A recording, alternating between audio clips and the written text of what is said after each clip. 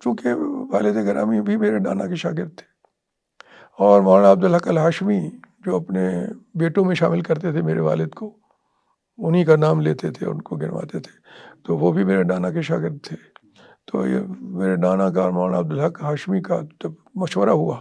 کہ یہ بچی ہوا، وہ بڑی جب ہو گئیں تو اس وقت فیصلہ ہو چکا تھا، بڑی ہو گئی تھی کافی کچھ عرصے کے بعد، تو اب شادی کرنی چاہیے۔ تو انہوں نے پھر مولانا عبدالحق ہاشمی نے کہا کہ یہ آپ کے بھی شاگرد ہیں، آپ کے بھی بیٹوں کی طرح ہیں، میرے بھی بیٹوں کی طرح ہیں، تو بھی ان کو آپ جانتے بھی ہیں اور یہ ذہین آدمی ہیں اور یہ حدیث سے شغف بھی ہے، تو اسی کو دے دیتے ہیں۔ تو انہوں نے کہا ٹھیک ہے،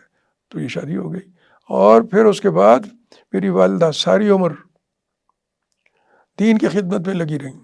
مولانا رحیم بخش کی کتابیں جو تھیں، اسلام کی پہلی کتاب، اسلام کی دوسری کتاب، وہ بھی پڑھاتی تھیں،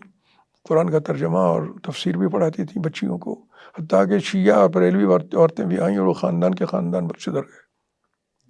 وہ بھی مسلمان ہو گئے، اہل حدیث ہو گئے۔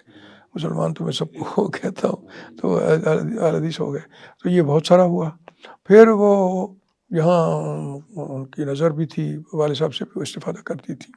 اور والد صاحب کے لیے بہت بڑی سپورٹ بھی تھیں وہ، اس لیے کہ والد صاحب اکیلے پورا مدرسہ جو ہے اس کی تدریس کرتے تھے، صبح کی نماز سے شروع کر کے اور عشاء تک، تو پیچھے یہ بھی وہاں کرتی تھیں۔ اور پھر دوپہر کو جب والد گرامی زور سے پہلے جاتے تھے تو انہوں نے خود لکھا ہے اسی رویداد کے اندر جو مقدمہ، جو ان کا آرٹیکل ہے،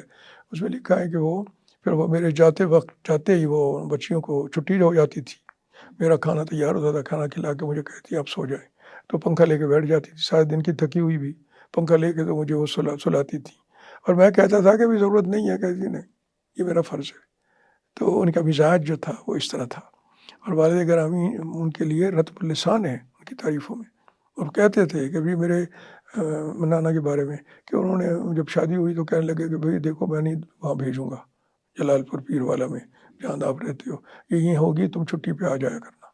لیکن جب شادی ہو گئی تو دوسرا یا تیسرا جمعہ تھا، کہتے میں آیا تو میری بیوی نے اپنے والد سے بات کی اور کہا میں تو جاؤں گی، میں اپنا فرض کیسے ادا کروں گی، میں نے خدمت نہیں کرنی۔ تو یہ ان کا شدید اصرار تھا جس کی وجہ سے میرے نانا کو بھیجنا پڑا کہ جی میں نے اپنے خاوند کے ساتھ رہنا۔ کیوں؟ کہ اللہ کا حکم یہی ہے۔